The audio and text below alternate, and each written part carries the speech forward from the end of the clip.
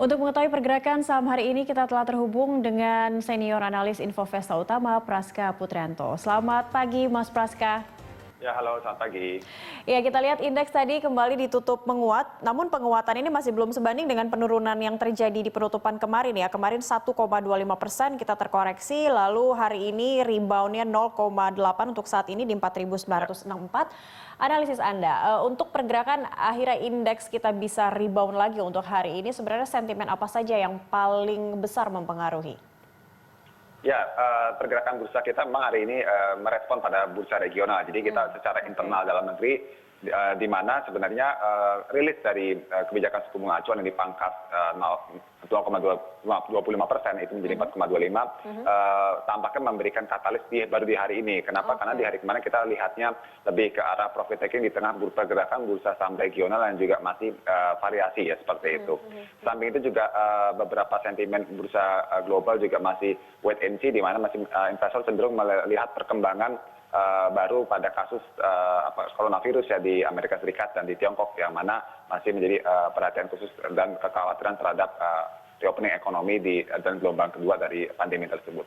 Oke, artinya katalis positifnya justru datang dari dalam negeri ya, dengan Bank Indonesia yang memangkas suku bunga menjadi 4,25%. Lalu kalau dari bursa utama Asia sendiri, dari regional, kalau kita lihat indeks ini bergerak mix, cukup mempengaruhi tidak terhadap pergerakan indeks kita hingga akhirnya mampu rebound meskipun tidak sampai 1% untuk pembukaan tadi?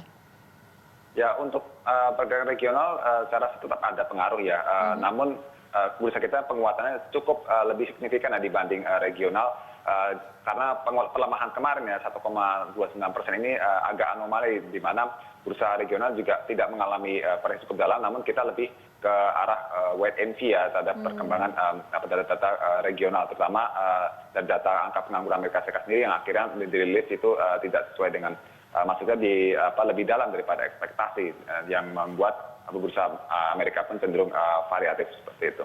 Oke, kalau tadi sudah sempat menyinggung Amerika Serikat, The Fed sendiri sudah menebar stimulus sebesar 10 triliun lebih, begitu dampaknya ke rupiah seperti apa, Mas Praska? Untuk nilai tukar sendiri kita lihatnya di sini lebih ke tren menguatan ya per hari kemarin mendekati level 14.100-an, dan memang kondisi tersebut ditopang juga oleh kebijakan dari penguatan dari cadangan devisa kita, dan juga kebijakan stimulus masif yang dirilis oleh negara-negara besar ya seperti Amerika Serikat dan Uni Eropa yang menggelontorkan stimulus cukup banyak untuk menopang perekonomian mereka.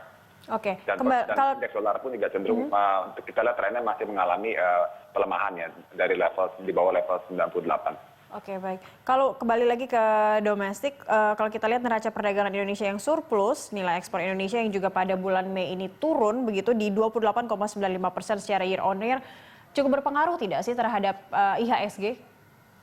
Untuk kondisi tersebut saya rasa sebenarnya memberikan pengaruh tapi tidak signifikan ya. Kenapa? Karena setelah rilis kemarin kita tampaknya lebih merespon pada wait and see dari investor terhadap potensi virus penyebaran virus baru di tahap kedua ini, dan menunggu bagaimana kebijakan stimulus dan juga kebijakan dari data-data ekonomi dari negara-negara besar, terutama dari Amerika Serikat. Oke, kita ke saham.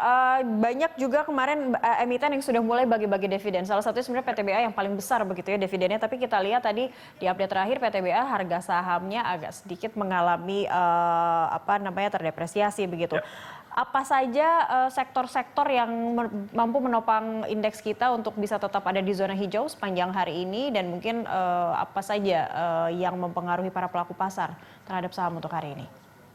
Ya, untuk saham-saham yang kita lihat ini menjadi yang membagikan dividen memang memberikan sentimen penguatan di hari-hari sebelumnya, di mana untuk yang koreksi hari ini saya lebih melihat pada lebih ke arah profit taking ya, menjelang, apalagi kita bicara setelah dirilis angka besarannya berapa, dan jadi lebih ke sell on news ya seperti itu. Dan kalau kita sektor-sektor yang memang memberikan potensi penopang IHSG ke depan, paling tidak di hari ini adalah dari sektor keuangan dan sektor aneka industri, yang menurut saya di sini menjadi penopang, dan industri dasar ini menjadi 3 sektor yang menurut saya menopang penguatan indeks di hari ini, terutama ditopang oleh saham-saham. Kalau sektor keuangan dari sektor keuangan saya melihat saham-saham perbankan, sementara dari industri dasar saya melihat dari saham-saham dari subsektor semen.